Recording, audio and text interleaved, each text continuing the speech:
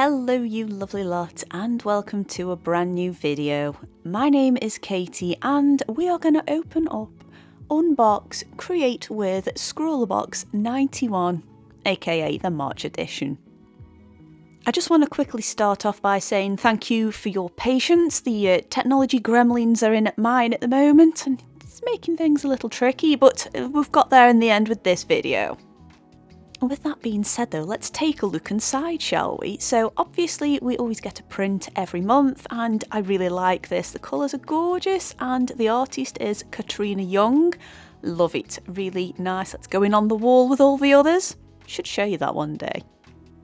But of course, let's get straight into the goodies, shall we? So we have the surface, which is the Art Gecko Square Bristol board pad. It's 10 sheets of 250 GSM paper and it's got a nice feel to it. And what goodies await us for creating our mark on such a surface? Well, obviously behind the sticker, we have some of the Copic Chow markers. We have a Spectrum Green, a Mallow and a Brick Beige. Interesting combination there. Of course, we also have a Derwent sketching pencil in 2H because you've got to put those very gentle base lines down first. And of course, we have a liner pen, which is the Stedtler 308 pigment liner pen in black, size 8. So it's a bit of a chonker. And of course, let us not forget, we also have the Scrawler zine. And every month, for quite a few years now, we've had this magazine. It gives some insight into the featured artist, as well as some handy hints and tips. And let's not forget the winners of the ScrawlrBox prompt from the month before, which is always very nice to see what everyone else has got up to with their endeavours there. I totally didn't mention this on the last video, but they've also added in some additional pages, which is great. So rather than just having a brew and sitting down with it, I reckon you could probably sneak in a couple of biscuits there and just enjoy the whole magazine for a little bit longer. Or you could consume the candy that came this month, which is a Refresher Sour Apple. And to be honest, I've had these before and my taste buds are not quite ready for something that's sour just yet, so I'm just going to have to leave you hanging on that one. Anyway, waffling aside, let's get on with the swatchings, shall we? So it is a Derwent pencil in 2H. It pretty much does the same as all the others. I must admit though, mine's got a bit of a chunk missing out of it. I mean, it still functions, so that's fine. In fact, actually having that big chunk removed out of it did make it a little bit more comfortable. It's not the end of the world, it'll sharpen away and it still functions the same, so I'm not going to cry into my sketchbook about that one. The Stedtler pen, which is in a size 8, is a real chunky pen. It's not quite a 10 or 12 obviously, but it's got a good robust line to it. It definitely makes an impact on that paper, and yeah, I don't mind a liner pen actually. I've been sorting through, yes, that is still going on, sorting my room out, but I've been sorting through my liner pens and there are quite a few that are dying recently, so I'm kind of okay with that sort of slowly building back up again with what we get in these subscription boxes.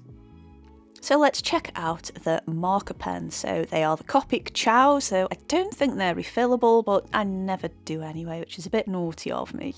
They are quite pastel toned, but they are buildable, as you can see. You have a brush tip at one end and a chisel at the other, which allows quite a lot of variation with your mark making there. The lilac is a very lilac colour, and I am just going to say them as I see them. The green is definitely a nice minty green, which complements that colour very nicely, that lovely lilac-y colour.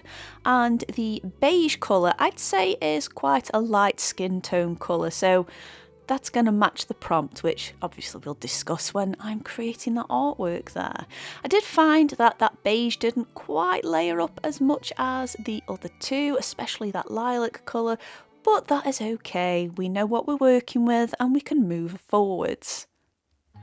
Not only are alcohol markers layerable, they're also blendable as well, and you can layer other colours over the top. So I thought I'd just have a little play around just to see which were the more dominant colours, and that green over the beige It's definitely more green than beige, however you can see just a little shadow of the beige underneath it. When it came to adding the lilac colour on there, it wasn't quite as dominant on the first stroke, but once you worked into it a little bit, it did come through a little bit more. I also tried it on top of a green and beige layer, and yeah, you kind of get a sort of weird colour there. I don't really know what colour that is, so answers down below. The paper itself is lovely and smooth. It actually reminds me of that Canson the Wall marker paper, which I am a bit of a fan of. I do tend to find sometimes with Bristol board the alcohol will seep through to the page behind it, but I am pleased to say that it went through the sheet but not enough to go on the page beneath it, so you could with some confidence use it within the sketch block. I would recommend tearing it out though and just putting it on a non-porous surface just to minimise any little whoopsies there.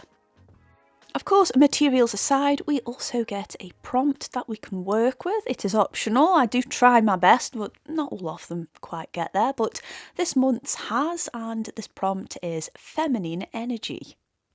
I obviously have decided to draw a female figure, and that is a subject I do quite a lot. I'm sure if you're long-time viewers, most of my non-dragony, non-animal pictures tend to be of a Art Nouveau style woman. Just kind of like doing that. But I thought for this one I would just strip this character bare and have them, well, in that pose. I also forgot to mention during the swatching process, but I thought I'd give a little bit of a splash of isopropyl alcohol. I keep getting that wrong. But again, if you're a long-time viewer, you'll have seen me use that before and the effect it causes, and there's a great example now. I just wanted to add some texture to that beige. It was just looking a little bit too flat, a little bit too perfect, and well, feminine energy. I mean, what an interesting prompt. I wasn't really sure how to interpret this to begin with. I did think about doing an Art Nouveau-y type picture, but I think I might leave that for a beyond the box. By having just a female there, no clothes to represent femininity as such, I thought I might be able to get some sort of point across. I do also need to add that, and it happens to us all, I may just be experiencing a little bit of art block at the moment, but not to worry. I'm sure when I come out of the other side, I will share that a few little hints and tips. Hopefully it'll pass soon. But that's another subject for another day. So obviously I could build up those beige colours to create some shadows and obviously omit areas for highlights, but I thought, you know what, we've got two other colours to play with here, let's just see what happens. And adding a little bit of that lilac as well as that minty green just allowed me to do that. I also like the fact that the areas where I did layer it up, they still retained those patterns and I guess blemishes underneath from the alcohol solution there, so that worked out quite nice, because I tend to find that, at least in my opinion, things that are feminine have to be perfect, and well, nothing's perfect regardless of whether it's feminine or not, and I wanted to represent that ever so slightly. It is of course time for the liner pen stage of things, and normally I would whinge that, oh, this liner pen's too thick for details, but actually I just kind of got over myself a little bit there, and to be honest, is if you don't push down too hard, which is a very difficult task for me, you can just about get a fine enough line where it doesn't take over the piece, it doesn't take over the details that are there, and it did create quite a nice outline. I'll be honest with you though, I did get a little bit enthusiastic when it came to erasing, and there are a couple of occasions where that ink smudged ever so slightly, so just be cautious if you're using it. Make sure the ink is fully dry if you're erasing anything off the page, or even if you're using a marker over the top.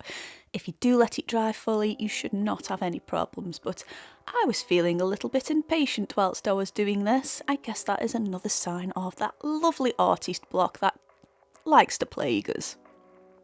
Now, for some reason, I felt like I needed to have some sort of a written message next to it. I am no calligrapher, as you can tell, but I felt like I needed to put something profound next to this.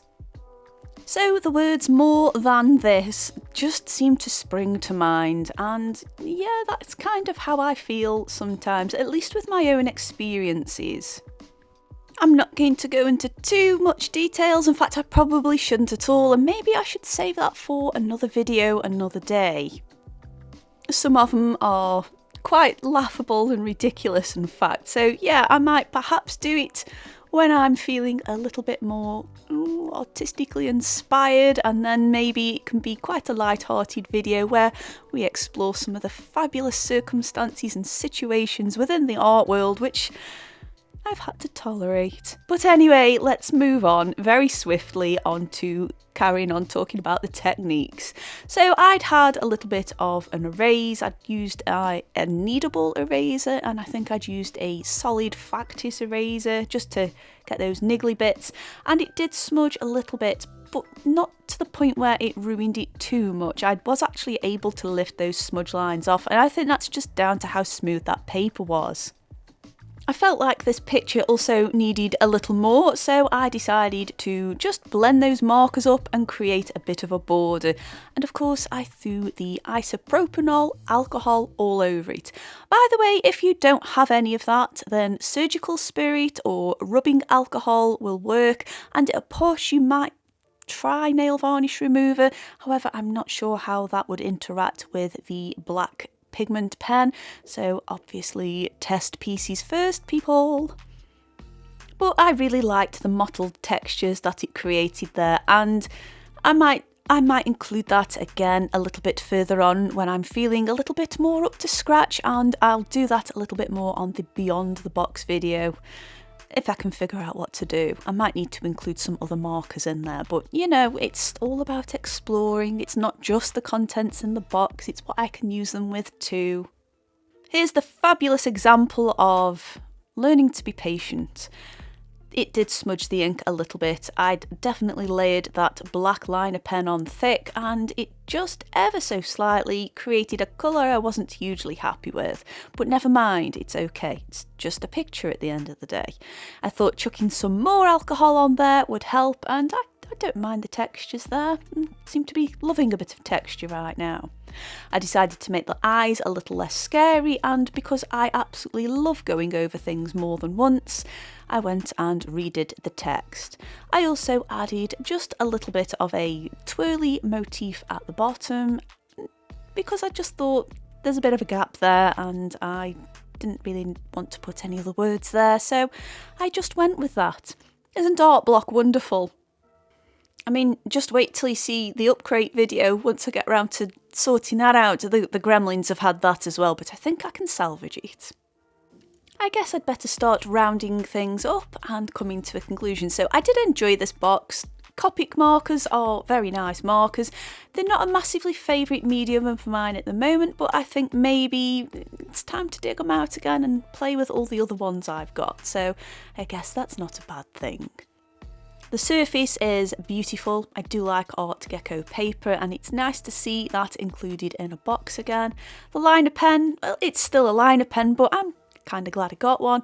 And the pencil's a pencil really. I guess it can go with all the others, although I do seem to be going through them quite a bit at the moment too. I'll just add that I used it to add just a little bit of shading and textures there, just because I thought, why not? After all, it is another colour, so I thought I'd see how that went. It hasn't made a massive difference because it is a very hard lead, but it made just enough and I was okay with that. I think I was at the stage of this picture where I was just kind of trying anything to make anything work, but hey, that's just how it goes sometimes, and that's okay. Well, I do hope you have enjoyed this video. There has been a little bit of waffling, but I hope if you're experiencing art block, at least it helps you know that you're not alone and you will overcome it eventually, so just be patient. And if you want to see some better videos than this one, then there should be a selection on screen that I think you will enjoy. In the meantime, I'll see you lovely lot soon.